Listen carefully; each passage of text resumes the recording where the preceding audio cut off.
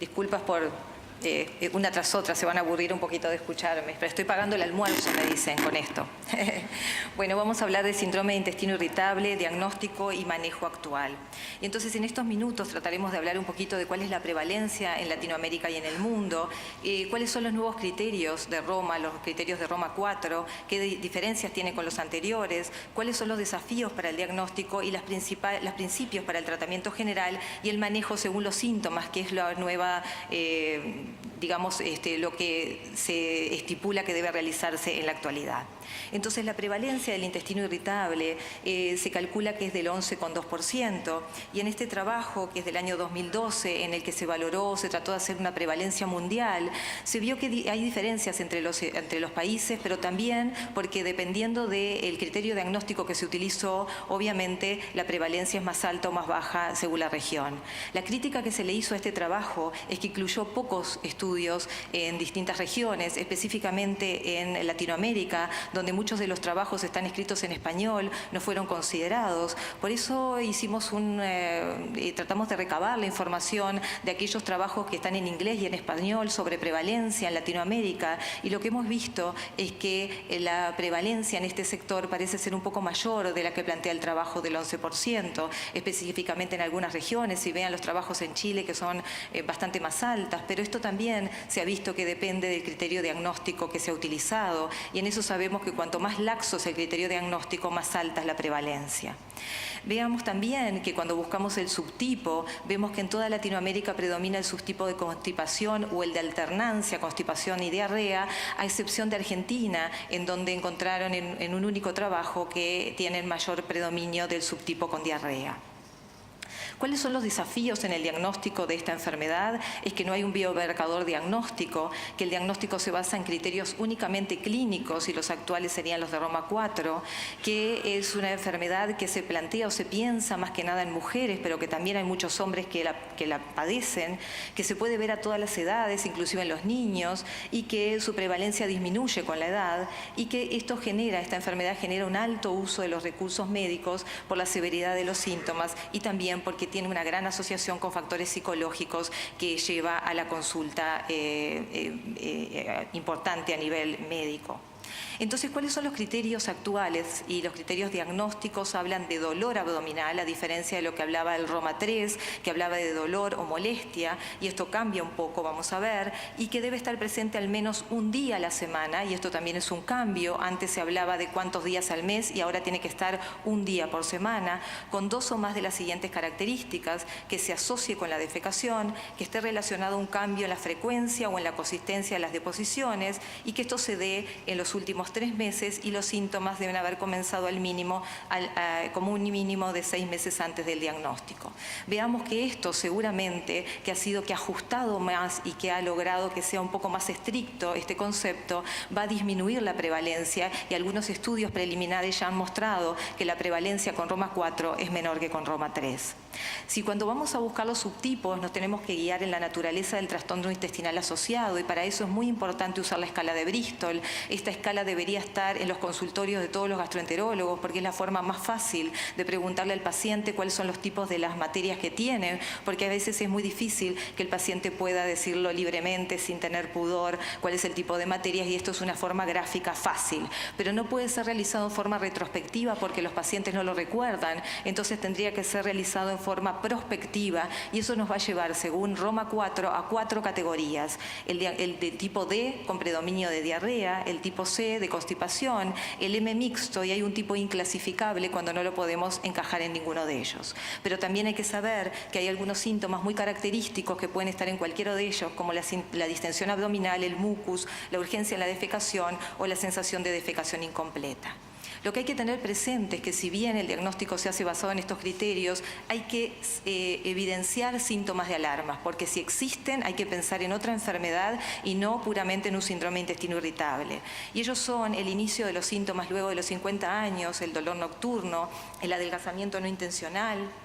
la sangre en las deposiciones, antecedentes familiares de cáncer, de enfermedad inflamatoria o de enfermedad celíaca, la presencia de fiebre o de tumoración abdominal o rectal, Y esto es muy importante, ya que el tacto rectal tiene que formar parte de todas las consultas gastroenterológicas y en especial en estos pacientes. Si hay estos síntomas, hay que descartar otras cosas. Y hoy escuchaba al doctor Valenzuela cuando decía que de forma inespecífica el tubo digestivo tiene síntomas parecidos en distintas enfermedades y por supuesto esto pasa obviamente con el síndrome de intestino irritable. Y todas estas enfermedades que están acá se pueden presentar con síntomas similares y por lo tanto será un excelente examen físico y una muy buena historia clínica que nos lleven a descartar o pensar en estas otras enfermedades para poder hacer un diagnóstico adecuado. Pero veamos que esto es se supone que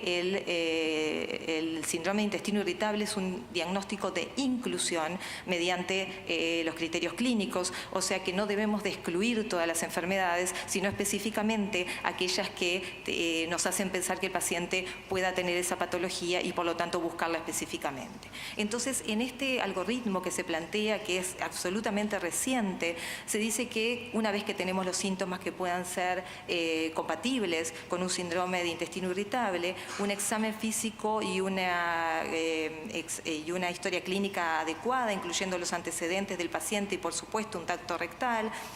nos va a llevar a un diagnóstico certero y una vez que tenemos ese diagnóstico nos podríamos plantear, y habla de un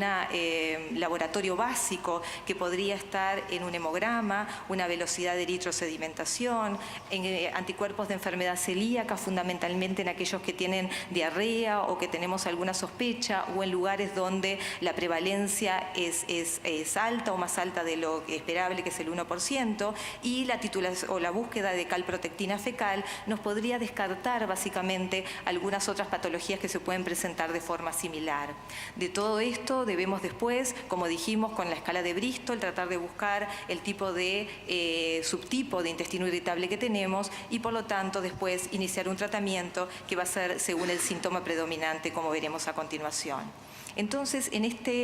forma de tratamiento que plantean en la actualidad, que es como de una escalera en el que permanentemente lo más importante es tener una óptima relación médico-paciente, y esto no forma parte de la escalera, sino que es durante todo el tratamiento, y esto está demostrado que la buena relación médico-paciente mejora la severidad de los síntomas. De hecho, el hecho de tener un abordaje centrado en el paciente, el tener empatía, en tratar de buscar específicamente que no todos los pacientes con intestino irritable se tratan de la misma manera, sino que hay que adecuar los tratamientos y tratar de empatizar con el paciente para lograr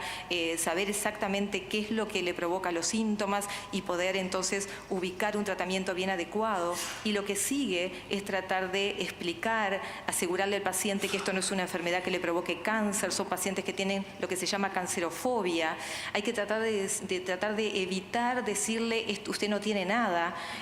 todo está en su cabeza, usted está loco, como muchas veces se le dice al paciente, o tiene alguna patología psiquiátrica, sino que hay que tratar de escucharlo y evitar esas cosas que son absolutamente contraproducentes. El doctor Schmulson en México ha demostrado que si a este paciente se le dan unos minutos más, cosa que a veces es muy difícil en nuestra práctica diaria, la severidad de los síntomas característicamente disminuyen, y esta es la base más importante del tratamiento, mucho más que lo farmacológico. La mayoría de los pacientes, o no sé si la mayoría, pero por lo menos la mitad de los pacientes van a mejorar sus síntomas solamente con esto, con una buena relación médico-paciente y probablemente con algún cambio en el estilo de vida en el que le tenemos que decir al paciente que tenga mejores, digamos, hábitos higiénico-dietéticos, que mastique mejor, que coma en horarios adecuados, que tenga comidas más fraccionadas, de menor cantidad, que haga ejercicio, porque también el ejercicio está demostrado que disminuye los síntomas, así como también hacer algunas terapias de relajación que pueden ser a elección del paciente, pero incluso la yoga también está comprobado que disminuye la severidad de los síntomas. Y recién ahí es que empezamos a pensar en los tratamientos farmacológicos. Y los tratamientos farmacológicos, ustedes saben que aumentan muy poquito, o sea que van a mejorar muy poquito más que el placebo los síntomas del paciente y la severidad de los síntomas. Entonces se ha visto que de 8 a 20% es lo que vamos a conseguir mejorar por encima del efecto placebo. O sea que todos estos fármacos que les vamos a presentar ahora y que van a estar basados en el síntoma principal Algunos vamos a tener suerte, otros no, y realmente el tratamiento del intestino irritable es un gran desafío. Si los pacientes tienen diarrea, la loperamida es de primera mano, es de primer uso, es de venta libre y por lo tanto muchas veces los pacientes ya lo usan porque vienen usándolo. Se puede usar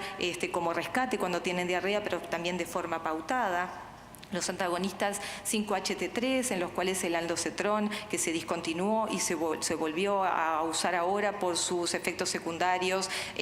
como la colitis isquémica, pero que se volvió a usar para algunos pacientes seleccionados, o el ramocetrón o el ondacetrón podrían utilizarse con buenos efectos en estos pacientes. La rifaximina, que también, como vemos, puede ser usada para el dolor o la distensión abdominal, es un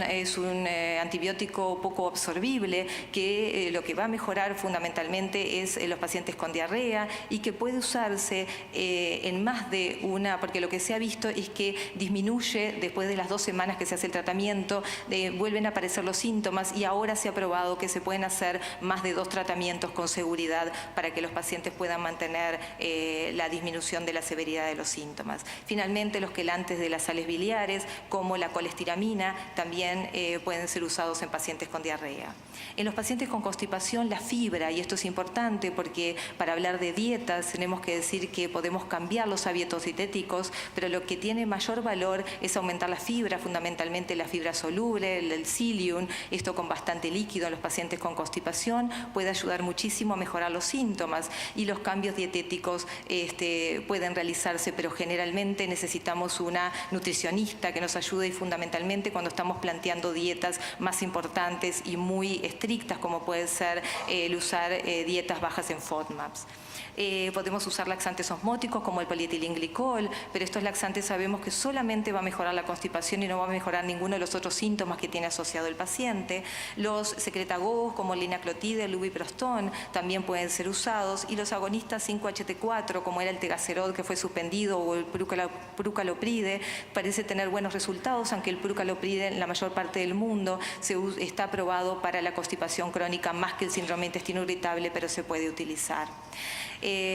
Para la distensión abdominal y el dolor vemos que se comparten muchos de estos fármacos, pero con el dolor específicamente los antiespasmódicos del tipo de los anticolinérgicos o los bloqueadores del canales de calcio también pueden ser una buena opción, así como también los antidepresivos que la primera línea son los tricíclicos a dosis bajas, mucho menores de las que usa el psiquiatra para la depresión, y los inhibidores de la recaptación de serotonina también pueden ser una opción. Lo que es más importante saber es que podemos usar muchas veces una combinación de todos estos, porque con uno solo no vamos a lograr la mejoría del paciente. Y finalmente, los síntomas refractarios, con o sin morbilidad psicológica, a veces necesitan un poquito más de intervención, en ellos los psicotrópicos o la combinación, como es la augmentation therapy, que es lo que se utiliza ahora, que es asociar más de una terapia psicológica con fármacos psicoterápicos, puede ser una buena opción. Y en algunos casos la pregabalina o la gabapentina, que muchos pacientes ya la usan porque tienen fibromialgia, también puede mejorar síntomas de dolor refractario. Otras terapias como la terapia cognitiva comportamental, la hipnoterapia o la psicoterapia pueden tener resultados importantes en estos pacientes refractarios. Si ustedes me preguntan a mí, probablemente no tengo experiencia en la mayoría de estos fármacos, porque la mayoría de estos fármacos no están en muchos de los países de Latinoamérica. Me dice Ana María que tampoco aquí tenemos todos estos fármacos que se plantean. Por lo tanto, el gran desafío es saber, con la experiencia personal, cuáles son los fármacos que puedo usar con seguridad en mi país y tratar de plantear un tratamiento en base a ellos. Muchas gracias.